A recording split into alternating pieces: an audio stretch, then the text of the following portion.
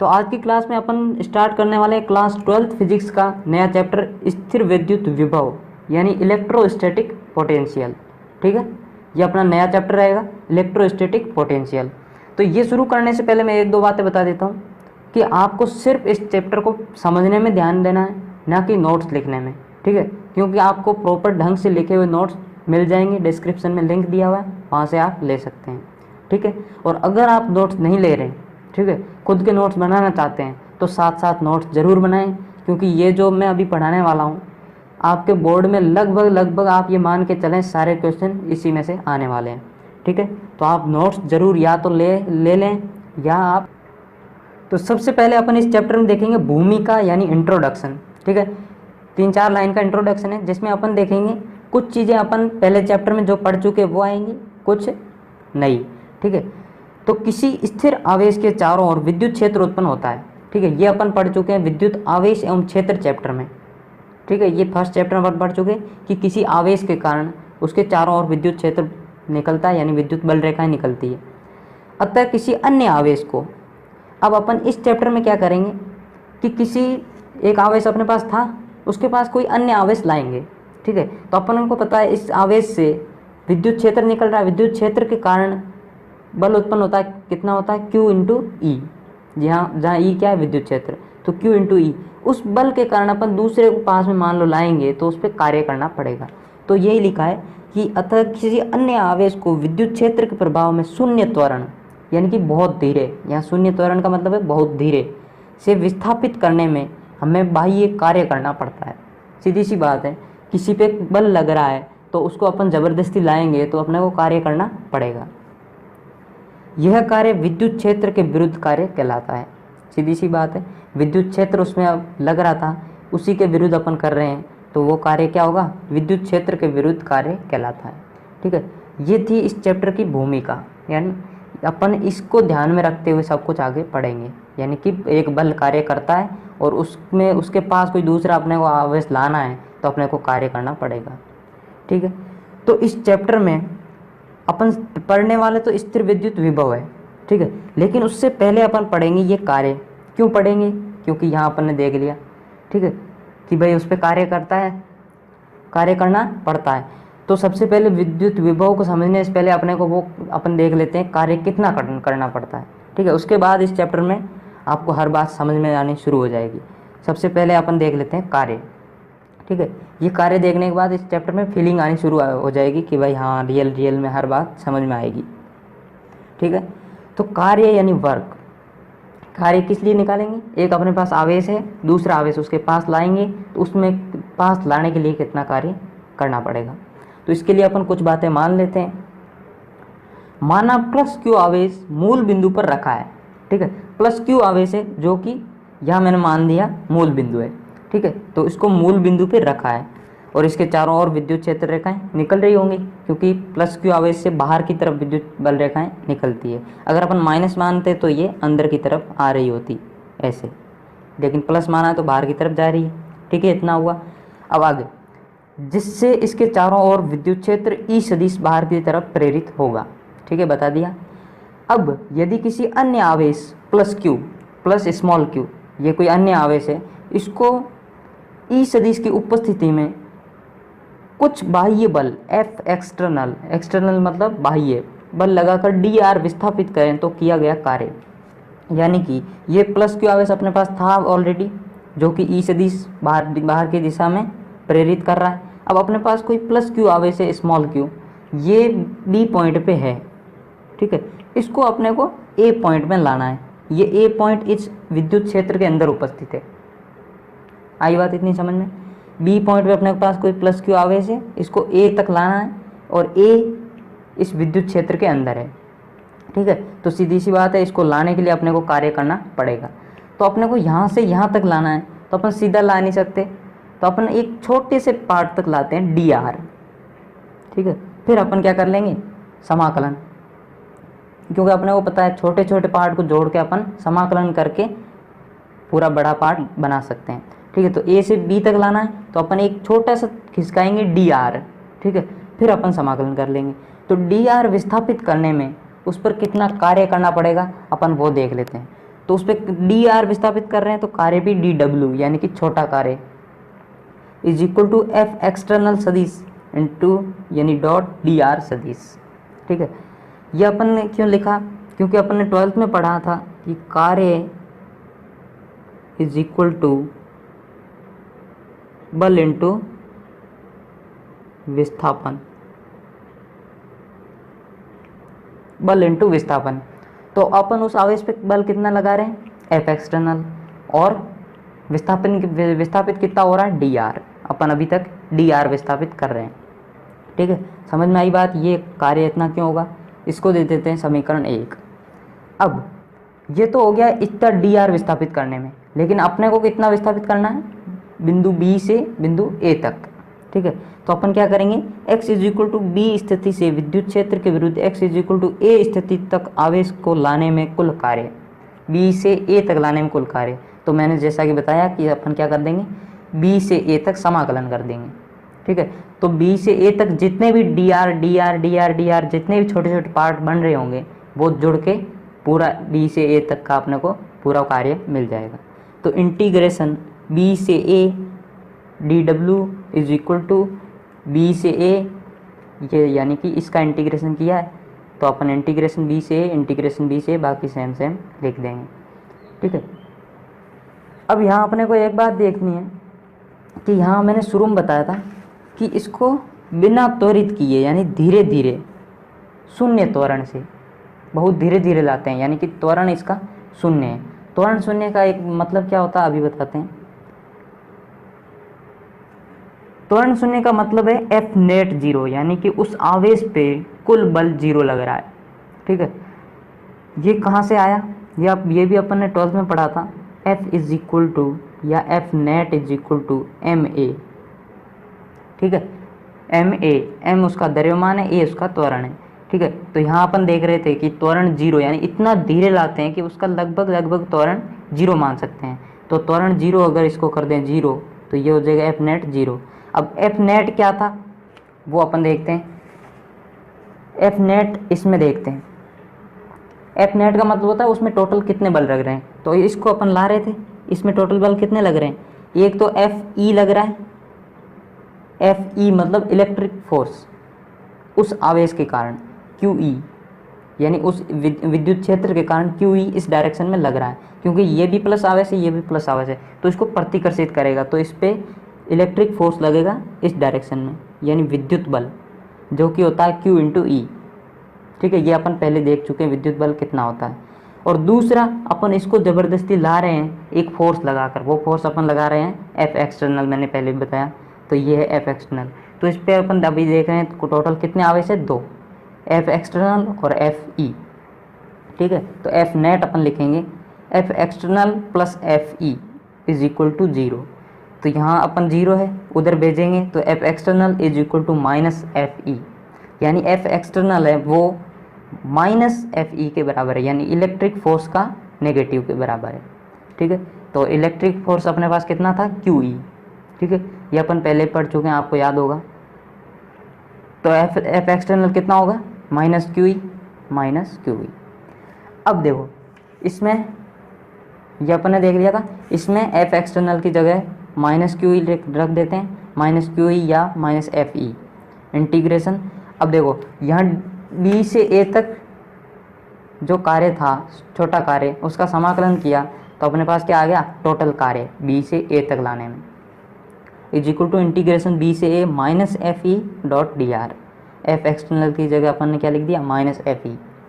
ठीक है, तो डब्ल्यू ए बी यानी कि बी से ए तक लाने में किया गया कार्य इज इक्वल टू, अब मैंने क्या कर दिया, इसकी जगह माइनस क्यू ई रख दिया, तो माइनस क्यू बाहर आ जाएगा और ई डॉट डी आर। क्यू तो कांस्टेंट है तो समाकलन से बाहर, इंटीग्रेशन बी से ए ई सदिश डॉट डी आर सदिश। यह आ गया किसी पॉइंट, किसी आवेश को, पॉइंट आवेश या बिंदु आवेश को किसी पॉइंट ए से बी से ए तक लाने में किया गया कार्य। ठीक है, ये फॉर्मूला आपको याद रखना है। अब देखो ये तो हो गया कि अपन एक निश्चित पॉइंट बी से ए तक ला रहे हैं। ठीक है, अब देखते हैं विद्युत स्थितिज ऊर्जा क्या होती है। तो यहाँ आपको हमेशा ध्यान रखना, मैं बहुत इंपॉर्टेंट बात बताने जा रहा हूँ जो कि अभी इस चैप्टर में अपन कई बार पढ़ेंगे, ठीक है। और स्टूडेंट्स को ये प्रॉब्लम रहती है कि कार्य और स्थितिज ऊर्जा के लगभग फॉर्मूले सेम होते हैं, ठीक है, तो उनमें कौन सा कहाँ वो कंफ्यूज हो जाते हैं, ठीक है। तो आप हमेशा एक बात ध्यान रखना कि जब अपन किसी एक निश्चित पॉइंट से दूसरे किसी निश्चित पॉइंट तक आवेश को लाएंगे, निश्चित पॉइंट मतलब उसकी दूरी अपने को पता है, पॉइंट अपने को पता है, जैसे यहाँ बी था, यहाँ अपन ए था, अपन बी से ए तक ला रहे थे, ये पॉइंट भी अपने को पता है, ये भी पता है, तो इसको अपन बोलेंगे कार्य। बी से किसी निश्चित पॉइंट, बी से निश्चित पॉइंट ए तक लाने में जो कार्य करना पड़ेगा उसको रियल कार्य बोलते हैं। लेकिन अगर इस बी को मैं अनंत पे ले जाऊँ, यानी कि उसी आवेश को मैं अनंत से ए तक लाऊं, जो पहला पॉइंट है वो अपने पास डिफाइन नहीं है, अनंत है, और दूसरा डिफाइन है ए, तो उसको अपन क्या बोलते हैं, विद्युत स्थितिज ऊर्जा, ठीक है। तो कार्य अपन ने देख लिया, आपको ये फॉर्मूला याद रखना है, डेरिवेशन आप याद रख सकते हैं, हो सकता है पूछ ले।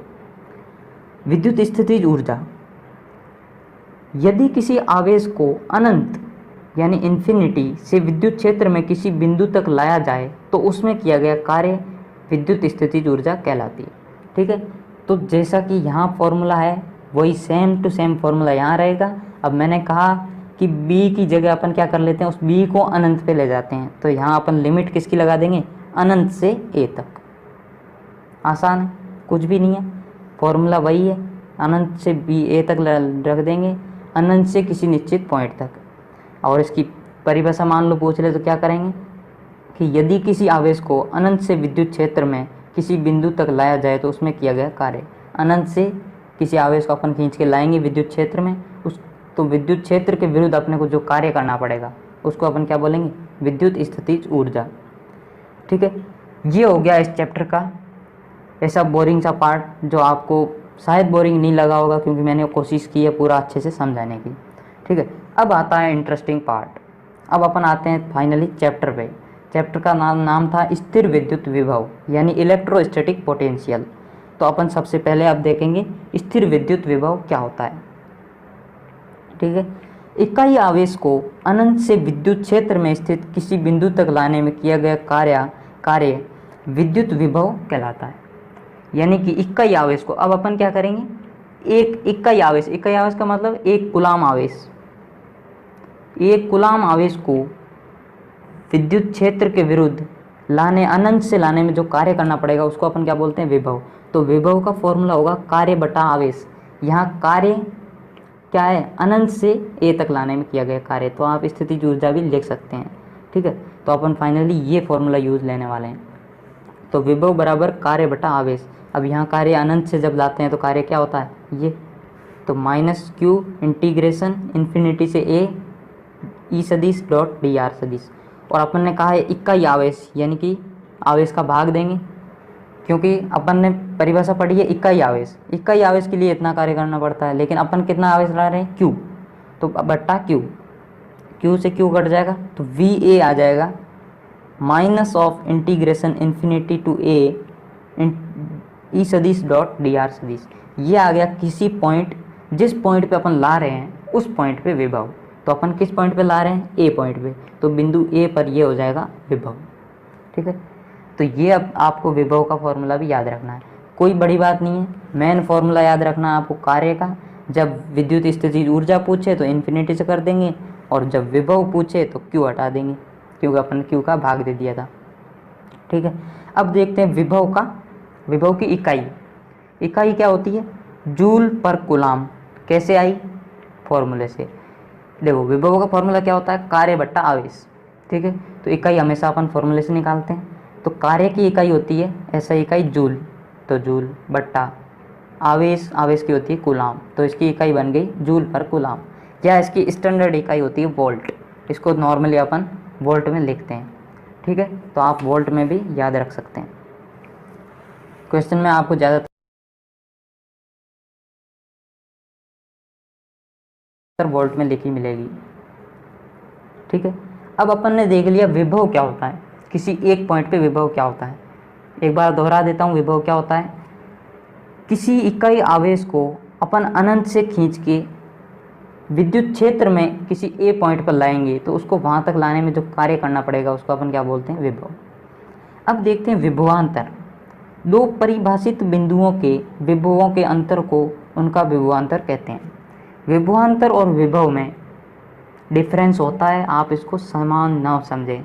कुछ लोग विभव और विभवांतर को एक ही मान के चलते हैं, लेकिन ऐसा नहीं होता। विभव क्या होता है मैंने बता दिया, अब विभवांतर बताता हूँ। जैसे अपने पास विद्युत क्षेत्र के अंदर कोई पॉइंट है ए और ये कोई पॉइंट है बी, और अनंत से अपन आवेश लेके आ रहे हैं, ठीक है। अनंत से जब ए पे लाएंगे तो उसको अपन क्या बोलेंगे, वी ए, यानी कि अनंत से जब किसी आवेश को बिंदु ए तक लाते हैं तो उसको अपन क्या, उसके विरुद्ध जो कार्य करना पड़ता है इकाई आवेश को लाने में, उसको अपन क्या बोलते हैं, बिंदु ए पर विभव। वैसे ही अपन किस पे लाएंगे, वी बी पे, यानी बी पॉइंट पे, तो उसको बोल देंगे वी बी। अब इनका अगर डिफरेंस देखें, यहाँ से मैं यहाँ लाया और यहाँ से यहाँ लाया, ठीक है, तो इन दोनों को अगर घटा दूँ तो क्या मिलेगा, ये या आप लेंथ की तरह, अगर आपको समझ में नहीं आ रहा तो लेंथ की, तो मेरे पास क्या आ जाएगी ये, यानी कि V A minus V B, ठीक है। इसको बोलते हैं विभवांतर। यानी दो परिभाषित बिंदुओं, ये ए पॉइंट परिभाषित था, बी भी परिभाषित है, परिभाषित बिंदुओं के विभवों के अंतर को विभवांतर कहते हैं, ठीक है। तो V A minus V B कैसे आया, समझ में आ गया होगा, is equal to minus of integration B से ए ई सदिश डॉट डी आर सदिश, ठीक है। अब देखेंगे विभवांतर की इकाई। अब आप यहाँ एक समान मान सकते हैं विभव और विभवांतर को, क्योंकि फॉर्मूला तो चेंज है, तो विभव और विभवांतर है तो अलग, लेकिन इकाई वही है। क्योंकि जैसे दूरी है, दूरी में से दूरी घटाएंगे तो उसकी इकाई तो सेम रहेगी, वैसे ही यहाँ विभव में से विभव घटाएंगे तो इकाई तो वही रहेगी, जूल बटा कूलाम या वोल्ट, ठीक है। तो मैं आशा करता हूँ आपको यहाँ तक समझ में आया। अब अपन देखते हैं 1 वोल्ट विभव क्या होगा। विभव अपने देख लिया क्या होता है, अब देखते हैं 1 वोल्ट विभव क्या होता है। कोई बड़ी बात नहीं है, बहुत आसानी से समझाऊंगा, समझ में आ जाएगा। विभव का ये फॉर्मूला अपन देख चुके, ठीक है, विभव बराबर कार्य बट्टा आवेश, ये फॉर्मूला देख चुके। अब मैं क्या करता हूँ कि कार्य को भी 1 ले लेता हूँ, कार्य का मान 1 जूल और आवेश का मान 1 कूलाम, 1/1, यानी विभव इज इक्वल टू 1 वोल्ट। अब इसकी अपने को परिभाषा लिखनी है, इसको मैंने 1 माना, इसको भी 1 माना, और विभव अपने पास आ गया 1। इसकी परिभाषा लिखनी है, ये 1 वोल्ट विभव परिभाषा कई बार एग्जाम में पूछ ली जाती है, ठीक है, तो इसलिए आप याद रखें। अब इसकी परिभाषा मैं बनानी सिखाता हूँ। 1 वोल्ट विभव विद्युत क्षेत्र में उस बिंदु का विभव होता है। विभव अपन हमेशा किसी बिंदु पर निकालते हैं जो कि विद्युत क्षेत्र में उपस्थित होता है, तो 1 वोल्ट विभव विद्युत क्षेत्र में उपस्थित उस बिंदु का विभव होता है जहाँ, अब यहाँ से शुरू करनी है, जहाँ 1 कूलाम आवेश को अनंत से लाने में 1 जूल कार्य करना पड़े। यानी कि 1 कूलाम आवेश को विद्युत क्षेत्र में लाने के लिए अपने को अगर 1 जूल कार्य करना पड़े अगर, तो उसको अपन क्या बोलेंगे, 1 वोल्ट विभव। कुछ भी नहीं करना, फॉर्मूला अपने को याद है, 1 करना है। तो 1 कूलाम आवेश को विद्युत क्षेत्र में लाने के लिए 1 जूल अगर कार्य करना पड़े तो उसको अपन क्या बोलेंगे, 1 वोल्ट विभव। यानी कि विभव बराबर 1/1, विभव इज इक्वल टू 1 वोल्ट। इसकी ये होती है परिभाषा, ये बोर्ड में कई बार पूछ ली जाती है, तो आप ऐसे याद रखें, ठीक है। अब देख लें कि ऐसे क्वेश्चन भी बोर्ड में कभी कभी पूछे जाते हैं। ये तो मैंने बता ही दिया, किसी बिंदु आवेश पर 1 वोल्ट विभव से आप क्या समझते हैं, तो उसके लिए आपको ये बताना है, ठीक है। अब ये भी पूछा जाता है कि क्या विभव तथा विभवांतर समान है, यदि नहीं तो कारण बताएं। पूछा है कि विभव तथा विभवांतर समान है कि नहीं, अगर नहीं तो कारण बताएं। तो मैंने अभी बताया विभव क्या होता है और विभवांतर क्या होता है, और मैंने ये भी बताया कि दोनों समान नहीं होते हैं, ठीक है। तो इसका अब आप आंसर आई होप लिख सकते हैं, लेकिन एक बार फिर बता देता हूँ अगर आप नहीं लिख सकते हैं, ठीक है। तो विभव क्या होता है, विद्युत क्षेत्र में उपस्थित किसी ए पॉइंट पे किसी आवेश को लाने में जो कार्य करना पड़ता है विद्युत क्षेत्र के विरुद्ध, उसको बोलते हैं विभव। लेकिन 2 पॉइंट पे विभव अपने को पता है और उनका मैं डिफरेंस निकालूं, यानी कि उनका अंतर, तो विभव प्लस अंतर विभवांतर, 2 विभवों का अंतर विभवांतर कहलाता है। और विभव क्या होता है वो अपन पढ़ ही चुके हैं, ठीक है। एक छोटा सा न्यूमेरिकल देखते हैं जो छोटे क्वेश्चन छोटे नंबरों में पूछा जा सकता है आपके एग्जाम में।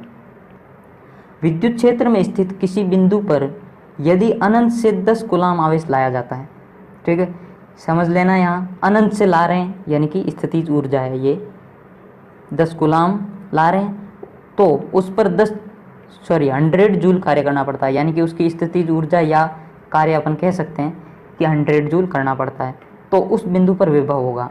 ठीक है, तो अनंत से ला रहे हैं तो अपन को पता है जब अनंत से लाते हैं तो विभव का फॉर्मूला क्या होता है, विभव इज इक्वल टू कार्य बट्टा आवेश। तो कार्य क्या है 100 जूल बट्टा आवेश है 10 कूलाम, तो इसका जो विभव होगा वो होगा 10 वोल्ट या 10 एक दूसरी यूनिट भी होती है तो इसका अपन दूसरा ये भी लिख सकते हैं 10 जूल पर कूलाम। ठीक है, आई होप आपको आज का लेक्चर समझ में आया। अगर आपने अभी तक इस वीडियो को लाइक या शेयर नहीं किया तो लाइक भी कर दीजिए, शेयर भी कर दीजिए और इस चैनल को सब्सक्राइब करना ना भूलें, क्योंकि इसमें फिजिक्स केमिस्ट्री और मैथ्स के रिलेटेड वीडियोस अपलोड होते रहते हैं। उनको समझ के आप अपने कंसेप्ट ढंग से बना सकते हैं। ठीक है, और अगर आपको ये नोट्स चाहिए तो डिस्क्रिप्शन में लिंक दिया हुआ है, अभी जाएँ और आप वहाँ से ले सकते हैं। Thank you, thanks for watching.